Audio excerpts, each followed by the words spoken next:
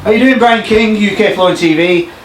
Today we're back over in Telford with current UK Carpet Fitter of the Year winner, Dan Jones, doing another tool review. How are you doing, Dan? I'm doing fine, thank you. A bit warm, but we'll carry on. Is it Dan, what tool are we doing today? Well, we're going to have a look at the carpet trimmers today. They're things that some people like to use, other people wouldn't touch one. But we'll just have a quick overview, see how to set them up and how I use one. So interesting, really, with carpet cutters. Personally, I don't use them. No. Whenever a carpet cutting tool comes out, I do buy it. Yeah. Trying to convince myself it's the best thing ever. Carry it around in your bag. Personally, I just can't get on with them, so I always go back to freehand cutting. It's here and there. I'll pick one up if there's long straight walls. They do save you time, and combined with a tucking tool, they do save you time. I'd say the setting up of them is a bit difficult. Well, you think it's difficult. As soon as you've got it set up, you're working from that point. If you want longer, you've just got to come up a notch, shorter, down a notch. So once it's set up for one job, it's nearly set up for all other jobs. I'd just say the first day you get it, you'll mess around with it more than you fit carpet. We'll just have a look at them anyway. And I mean, we've got these two. They're both basically the same type of tool. Advantage of these two is you can't really cut into the wall. You can't destroy anyone's house with it. You can't get right into the corners because obviously it stops. It stops a couple of inches away, and you just finish that off with your knife. I've used one of these. I've got an old one. I used that when I first started to fit carpet, but we've borrowed Brian's current version now, back from the Stone Age. Since that one, they've got a Teflon or plastic edge on here to stop it marking the skirting. So what cutting tool is that? What is it? What's it called? This is called a Roberts 10616 GT carpet trimmer, and the other one is a Crane Deluxe carpet trimmer number 245. I haven't got many Crane tools, and I keep seeing the lads with Crane tools and think, yeah, I should get nice expensive tool. I actually bought this not through the company, with my own money. I'm a bit disappointed with this, to tell you the truth. How come? Why? Well, the setup to me seems a bit difficult. It's don't get me wrong, it's heavy duty. It feels more heavy duty than this one. Not that you need that heavy duty to cut a carpet, but the adjustment plate, basically, from what I can see, maybe I've got it wrong, but I'm pretty sure, the adjustment plate, you have to take off these knobs. You have to take these knobs off to move that plate, and then you have to fit it in. I don't know whether these go back on top. I don't think they do. Well, they definitely don't, because they've got a ridge of the blade holder. So to adjust it, you have to take it completely to bits. The blades fall out of it, the blade holders. Although it works the same as that, it's just you end up with this. So basically, this is the same as that. The blades they use, I don't know, is that showing there, Brian? The blades they use just have an angle on the one side and they're flat on the other. Both trimmers use the same. They don't use normal standy blades, although I have got normal standy blades in this one here, nice and sharp. They do work, but it does have this design specifically because it's got a bevel. It's got a bevel on the one side, which the bevel goes to the top of the trimmer, so that as you're cutting into the carpet, the waste comes up and it sort of digs in rather than coming out of the groove because the blade's sending it up. So the bevel goes on the top, so as you're cutting, it's constantly digging in to the carpet. Now the Roberts one, so basically we'll say that these two are the same. I personally have trouble to set this one up. The Roberts one, it's the same as the one I used to use years ago. You just loosen these knobs, you take out the plate, you take out the base plate. Now the base plate has got 3 notches in, this one's got 4, same idea, and those little dimples on there will go into them notches, which brings it out further or in nearer. So the Roberts one, to me, you leave all the spacers on and it just adjusts straight off. So I mean, I'll just go for a mid setting. I've not used this one. I've just tested it on a foot there.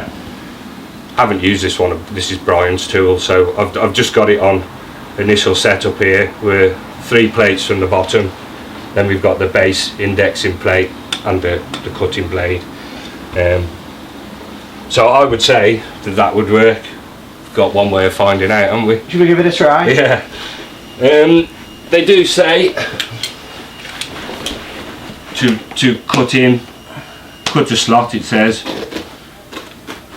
to get it in. If you've got nice blades in it, just try not to rub it on the skirting, but it will come in from the side, and then just push along. I mean, that's just the initial setup there. I'll send it a bit further. With all these tools, everything needs to be stretched on the pins. Ideally, I don't think you need a very hard crease. If you were going to start creasing the carpet in right into the groove, you've got to remember that this is trying to run in there. So to get back in there, you're basically pulling it up. You've pushed more carpet down, so it's going to cut it bigger. As you can see there, it's cut a nice edge. It's stretched on and Ready to tuck in? it's tucked on. So I would say, to me, if you can set that up, or you can be bothered to set that up, sound. The handle's a bit fatter on this. I quite like the handle on this. You can go both ways as well with it.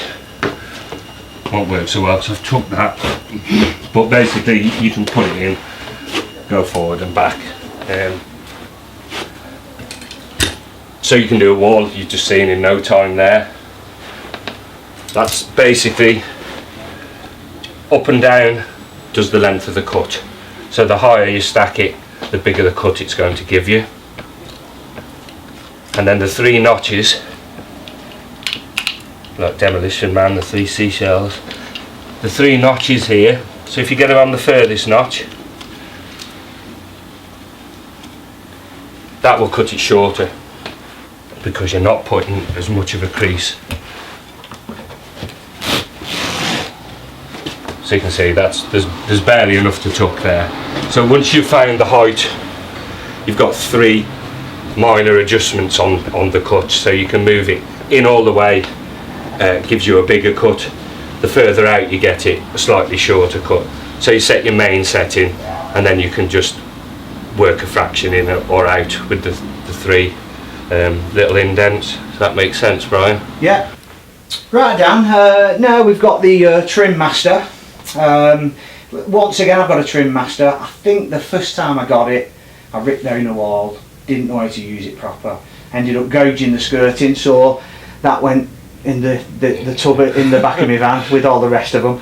But I do use the Trim Master with natural sisal. Yeah. I swap the blade to a straight blade, score the natural, and then scissor it. So Yeah. I do, to be fair, I do use a Trim Master. Yeah. What about you? Do you use it at all? Yeah. I mean, whenever I see a plastic tool, I just think, oh, it's no good. Well, I'll tell you what, the last one of these I had for about 15 years. The only wear they get in them is just off the gripper here if you use it on a Hessian back carpet. I quite like it. You have got the chance of marking the wall. You've got to know where to use it. I mean, if you go to a house that's got knife marks all on the wall, no one's painted the skirting, well, if you add a little one 1 inch long to it, it's probably not going to matter. I know you've added one and you shouldn't really, but it works on a hook blade, and it is basically like hooking a carpet in with a knife, which I never hook a carpet in. The only hook blade I ever use on a carpet is if I use this. This will work on felt backs, gel backs, vinyl, and basically you've got this adjustment on the wing here that cuts. That gives you more or less of a cut, so you cut more off or less. If I'm using it on carpet, I've never altered it from the lowest one there is. And the other adjustment is you can wind the hook blade. Can you see that clearly there? You can wind the hook blade in or out. If you're going to start with it, I would get it just out halfway, not much anyway. And also give it a little pull with your fingers, because there's that much play in it. So if you've adjusted it to what you want and you start to work on the carpet, you've just added 2mm to the blade, so give it a pull out. Let's have a go with it.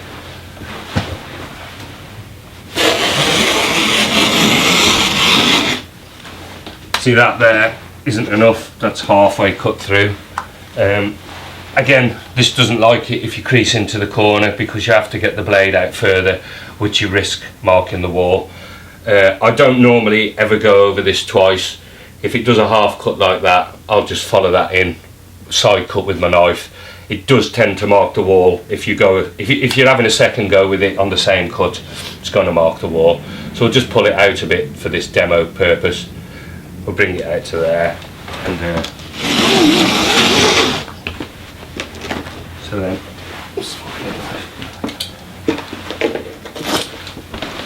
so there you go, it's done a cut there. We haven't marked the skirting. But you're better to have a little go with it with a minimum setting on the blade, and then I'll do a wall. If it hasn't cut through, I'll side cut it with the knife. It does give you a nice straight edge. That's the advantage of a trimmer, I think. It leaves you with a nice clean edge, whereas if you do your side cutting, it is pretty straight. I'm not saying you can't get the same finish with any of these. But the Trim Master, would you use that, say you were doing a job and they had freshly polished oak skirtings? I wouldn't touch that on an oak skirting. I mean, this carpet, I quite like it on penthouse. The penthouse doesn't crease right into the wall, and it hooks, and it doesn't make a mark. It is something that I wouldn't touch it on oak. I wouldn't touch it. If it was rough skirtings, I would use it.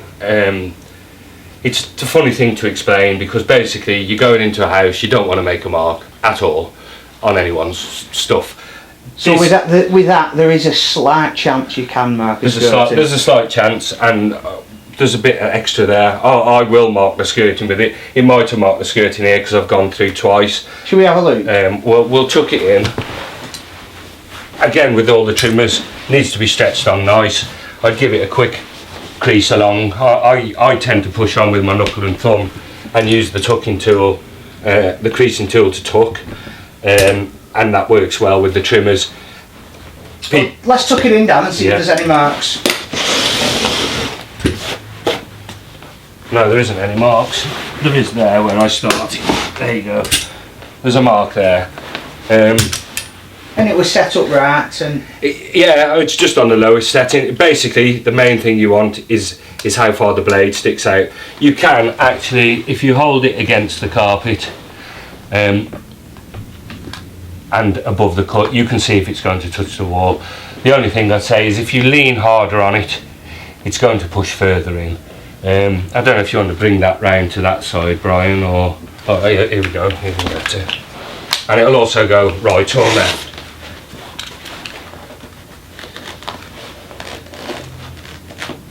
But it's good with the vinyl. Basically, if you rest it on that carpet and you look where the blade is and push on it as hard as you're going to push on it, you can see it's not touching the wall. If you haven't creased it right in, so it's just got a little arc going up, it will catch in that arc and it will cut well. Again, it's like hooking it in by hand. There's a chance you'll mark the skirting. You haven't gone into someone's house to mark the skirting. Works well on vinyl, works well on a gel back fully stuck, works well on a felt back. What I've found is you need the carpet stuck down, so if it's something that needs to be stuck, you'd stick it and trim it straight in. A carpet needs to be stretched on, same with both of the trimmers, but I quite like this. I have used it for a long time, and I'm quite used to it. I wouldn't touch it on oak, I wouldn't touch it against someone's marble fire grate. There's times I'd use it, there's times I'd side cut, there's times I might get that out of the van, there's other times I'll score it, cut it with the scissors. You've got all these things in your bag, it's up to you to realise which one you want, but I do tend to use that and a knife, and like Brian said, normally go for the knife. I quite like that, giving a half cut and then following the nice straight run with my knife on a side cut. But with all these trimmers, they do give you a nice uniform edge, and it tucks nice as well. So on an overview, what would you say about trimmers? Would you use them? Are they... If you're on a landing, you've got no need to get it out of your bag. If you've gone to, I'd say contract work, big rooms, ideal. I'd say that these trimmers, after grabbing hold to yours, Brian, and use it, I haven't touched one for a long time. I'm going to buy one of these. I'm going to get the Roberts one. I've got that one there. I just find it awkward. It's just getting used to the settings. When I first got it, it was leaving too much carpet, and I was struggling tucking it in. But then when you learn how to use it proper, and again, it depends. If you start lifting up as you're using it, you're altering your cut. You need uniform pressure, basically, with them, because it'll give you an even cut. Don't lift it up or down. I mean, I tend to use it and push it down flat, push the base plate to the floor. On these, that's angled slightly outwards, so where it's dragging the skirting is at the base of your gripper gap. Your gripper needs to be right. I wouldn't use it if someone else has grippered the room. I don't tend to fit on other people's gripper anyway, but and there's only so fast you can go. If you think you're going to go running up a room with this in front of you, it's going to be marvellous till the day it jumps out of the gripper, and it's going to cost you a carpet. Is that by experience? It's by my dad's experience. I thought I was clever years ago. I've been basically running with this, with it extended out. It's either hit a high board and you're into the carpet, and it really will. It really will go into the room. And when you're going so fast with your arm extended, you can't stop it. So I'd say, like all cutting tools, don't overstretch yourself. You can go quite fast. There is only so fast you can do a job without risking replacing it. But I'm going to get one of these in my bag. I think I'm going to bail that out, replace it with that. But I do tend to use quite a bit of side cutting. I use scissors a lot, which people don't use. So often I cut things in with scissors. You just need everything, and whatever you decide suits you or suits the job, go for it. Once again, with these tools, RWS Carpet Fitter Supplies, they're sponsoring these videos, and they're giving discount on any of these tools, that we're sure. Just enter the code Dan's Tool and on your order, and then you'll get your discount. Yeah. So, well, Dan, another great tool review. The good thing is it's an honest review. Yeah. With just a couple of fitters. Yeah. I think that with this, if you see something you fancy, there's no one telling you how good it is, or you need to just get it in your hand, have a go with it. You decide for yourself with it how you use it. I can't say to you this is marvellous and that's marvellous, because it's up to you. Some people like things I don't like, and vice versa. So it's just our honest opinion on the tools we use. Yeah. Well, Dan, until the next one, thanks very much. Thank you. And I'll see you next week. Yeah. Cheers for watching.